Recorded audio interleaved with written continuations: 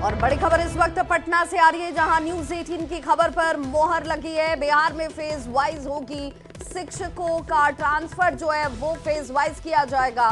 पहले फेज में गंभीर बीमारी से ग्रसित शिक्षकों का ट्रांसफर होगा। दूसरे फेज में पति पत्नी के पदस्थापन के आधार पर ये ट्रांसफर किए जाएंगे और तीसरे चरण में दूरी के आधार पर महिला टीचर का ऐच्छिक ट्रांसफर किया जाएगा। साथ ही साथ चौथे फेज में पुरुष शिक्षकों का दूरी के आधार पर यह ऐच्छिक ट्रांसफर होगा। फेज वाइज आवेदन की फिर से होगी जो स्क्रूटनी है वो प्रक्रिया एक बार फिर से होगी, यानी कि जिन 4 फेजों में ये अब आपको पोस्टिंग दी जाएगी उसमें भी आधार तय कर दिए गए हैं। साथ ही साथ फेज वाइज आवेदन की स्क्रूटनी की जाएगी। अभ्यावेदन की स्क्रूटनी के लिए 16 पदाधिकारियों की प्रतिनियुक्ति तक कर दी गई है।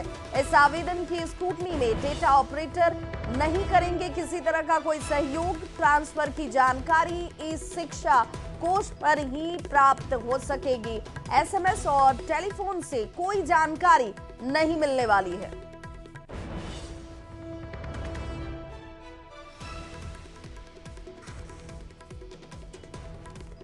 और इस बड़ी खबर के साथ पटना से इस न्यूज 18 संवाददाता रजनीश जुड़ गए हमारे साथ। रजनीश, अब ये मानकर चला जाए कि जो पदस्थापन के आधार 4 चरणों में 4 फेज में कहें वो शिक्षकों के सामने होंगे और उसकी जानकारी उन्हें सिर्फ ई शिक्षा कोष पर ही मिलेगी।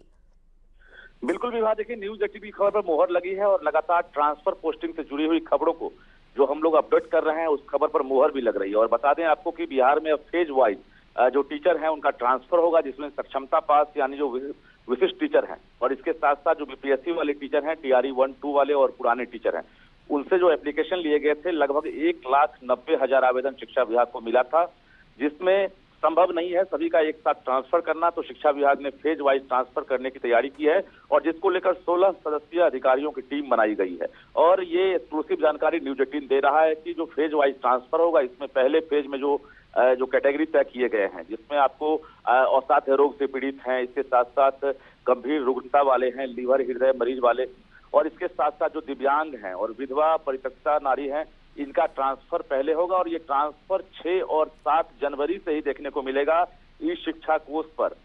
टीचर आईडी से सभी लॉगिन करेंगे जो इस कैटेगरी के होंगे और उन्हें ये सूचना मिल जाएगी कि उनका ट्रांसफर कहाँ किया गया है। तो कुल मिलाकर जो अभ्यावेदन मांगे गए थे उन अभ्यावेदन पर अब आज से एक्शन शुरू हो गया है। तमाम जो 16 सदस्यीय अधिकारी हैं वो अब फाइनल रूप से स्क्रूटनी कर रहे हैं और जैसे जैसे स्क्रूटनी की जाएगी उसके बाद जो है उन्हें ट्रांसफर का लाभ मिलेगा और